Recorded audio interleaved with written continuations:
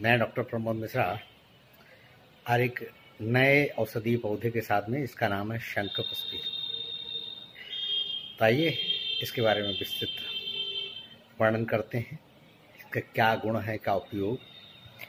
इससे पहले कि शंखपुष्पी के बारे में बताएं, बस इतना समझ लो भैया, ये स्निग्ध और पिक्षल और मधुर गुण वाली है।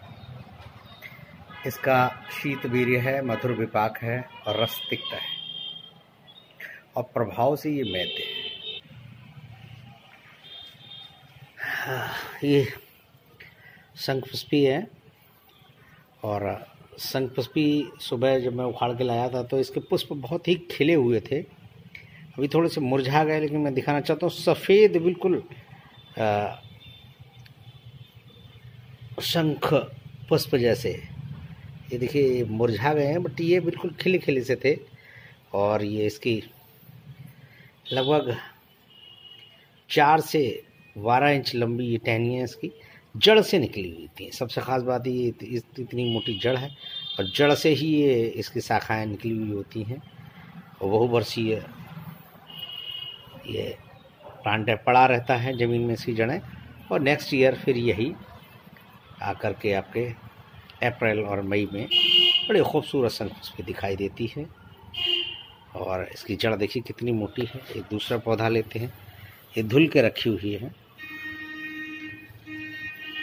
शंखपुष्पी कॉन्वोल्वुलस प्लूरिकैलिस, शंख के समान श्वेत शंखाकृति पुष्प वाली होने से इसे शंखपुष्पी कहते हैं। इसे क्षीर पुष्पी भी कहते हैं। दूध के समान श्वेत फूल वाली होती है, इसलिए इसको क्षीर पुष्पी कहते हैं। मांगल्य कुसुमा भी कहते हैं, जिसके पुष्पों के दर्शन से मंगल हो, क्योंकि श्वेत वर्ण तथा शंख शकुन कहे गए हैं। इसका बहुवर्षीय प्रसरीछुप होता है, जिसके काष्ठीय मूल स्तंभ से अनेक अवनत एवं रोमस 4 से 12 इंच लंबे कांड निकले होते हैं। इसके पत्र लगभग आधा से 1.5 इंच लंबे होते हैं, रेखाकार होते हैं और निचले भाग में अभिप्रासवर्त होते हैं। पुष्प शंख सदृश श्वेतवर्ण या हल्के गुलाबी 1 से 3 भागों में विभक्त पत्र कोणीय पुष्पदंड पर होते हैं। फल अंडाकार, बहुत ही छोटा, लगभग 2 mm से 5 mm के बीच का होता है। मई से दिसंबर तक इसमें पुष्प और फल लगते हैं। तो अभी मई चल रही है, देखिए आप, इसमें अभी पुष्प और फल दोनों ही देखे जा सकते हैं, इसीलिए वीडियो आपके लिए बनाया है। ये समस्त भारतवर्ष में विशेषतः पथरीले और पर्वतीय मैदानों में उत्पन्न होता है। रासायनिक संगठन विशेषण, इसका जब रासायनिक संगठन देखते हैं, विश्लेषण करते हैं, तो इसमें 2 प्रकार के स्फटिकीय द्रव्य पाए जाते हैं, शंखपुष्पी नामक, और एक क्षाराव्य भी पाया जाता है।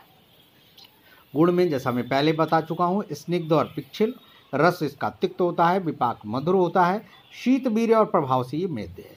कैसे कर्म, दोष और कर्म के बारे में जानते हैं। ये स्निग्ध, पिक्षल एवं मधुर विपाक होने के कारण, क्योंकि स्निग्ध है, पिक्षल है और मधुर विपाक है, तो वात के विपरीत, वात में जैसे होता है ना, रुक्षा शीतो लघु सूक्ष्म चल विशद खरा, तो ये स्निग्ध, पिक्षल और मधुर होने के कारण वात का शमन करते हैं। तथा शीत वीर्य, जो इसका वीर्य जो होता है, शीत वीर्य होने की वजह से पित्त का शमन करते हैं और तिक्त रस के कारण कफ का भी शमन करती है। तो कुल मिला के ये त्रिदोष हर में इसका वर्णन मिलता है, लेकिन मुख्यतः वात पित्त शमन का कार्य करता है। सांसानिक कर्म अगर देखें तो ये कुष्ठग्न एवं ये सूखी हुई शंखपुष्पी है, जो अभी 5-6 दिन पहले उखाड़ कर लाए थे, अब सूख गई है। तो किस तरह से देखिए ये चरचरा रही है और चरचर की आवाज़ के साथ में ये बिल्कुल चूर्ण सा बनती चली आ रही है। इसका चूर्ण बना करके भी प्रयोग कराते हैं और काढ़ा बना करके भी, पानक बना करके भी, और कल्क के रूप में भी इसका प्रयोग करते हैं। और यदि लंबे समय तक इसको रखना है तो इस तरह से इसका चूर्ण बना लेते हैं। इसकी देखिए सूखने के बाद किस तरह से इसकी जड़ें और पूरा पौधा ही जो कि सूख चुका है मात्र अभी 4-5 दिनों के अंदर ही, और ये चूर्ण सब बनता जा रहा है। जब इसको इमाम रस्ते में कूटेंगे और उसके बाद में इसको कपड़छन चूर्ण कर लेंगे तो और भी बेहतरीन खाने का अवल चूर्ण बन जाता है। आइए आगे जानकारी प्राप्त करते हैं। वर्धन है, अगर हम स्थानिक तौर पर लगाते हैं, त्वचा पर लगाएं, कहीं पर भी त्वचा पे कोई विकृति है या जहाँ पर बाल झड़ रहे हों पित्तवर्धन की वजह से, तो उस वजह से तो बहुत अच्छा केशवर्धन में काम करता है।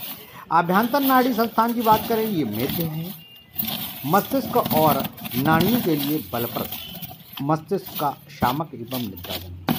तो चूँकि शीतवीर्य है, मस्तिष्क को शांत रखता है, मस्तिष्क नाड़ियों को बल देता है, तो निद्राजन का भी कार्य करता है।